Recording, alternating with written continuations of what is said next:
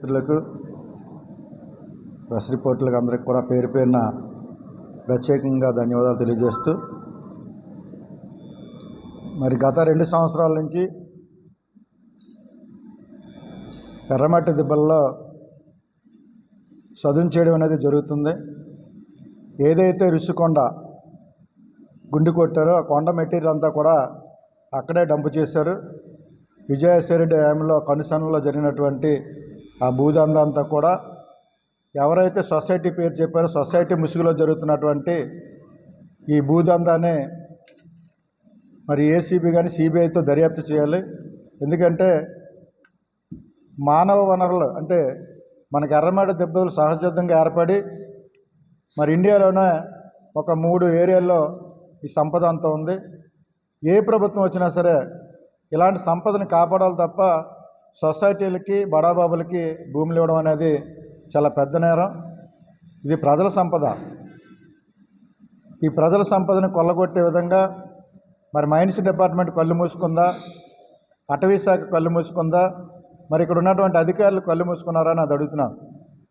ఆ లోపలికి వెళ్ళి చూస్తే ఆ 200 ఎకరాల్లో కూడా మనం 2017 గూగుల్ మ్యాప్ చూడండి వస్తారు.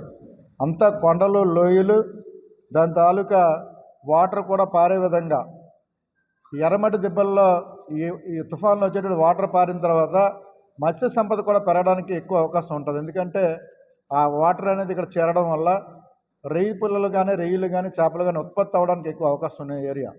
అలాంటి ఏరియాని ఈరోజు కొండలు తవ్వి, గుట్టలు తవ్వి, మరి స్వామీజీ దగ్గర ఉన్నటువంటి కొండలు తవ్వి కూడా అక్కడే మెటీరియల్ వేశారు. ఎవరికీ తెలియని సత్యం అది.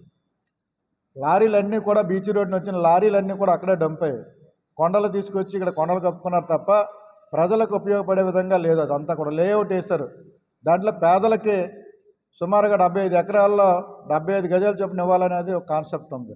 అది కూడా మరుగున పెట్టి పర్మిషన్ లేకుండా కొండలు తవ్వే వ్యక్తులపైన తప్పకుండా చర్యలు తీసుకోవాలి. చర్యలు తీసుకోకపోతే రాబోయే తరాలకి మనం ఏం సమాధానం చెప్తామనేది ఒకసారి ఆలోచించుకోవాలి. ఎర్రమట్టి దిబ్బలు అనేది ఒక సుందరమైన ఏరియాగా అసలు భౌగోళిక శాస్త్రంలో ఏర్పడినటువంటి ఒక మంచి దిబ్బలు అవి.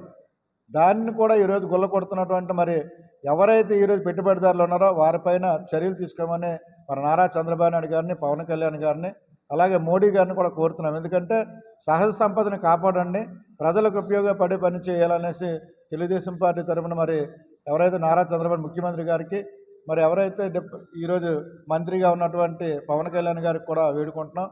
దయచేసి దాన్ని కాపాడండి, లేకపోతే సమగ్ర దర్యాప్తు చేయండి. ప్రజలకు కావాల్సిన అవసరాలకి ఉపయోగించినా పర్వాలేదు, కానీ బడాబాబుల చేతిలో పెట్టొద్దు అనేది మీ అందరి ద్వారా తెలియజేస్తాం.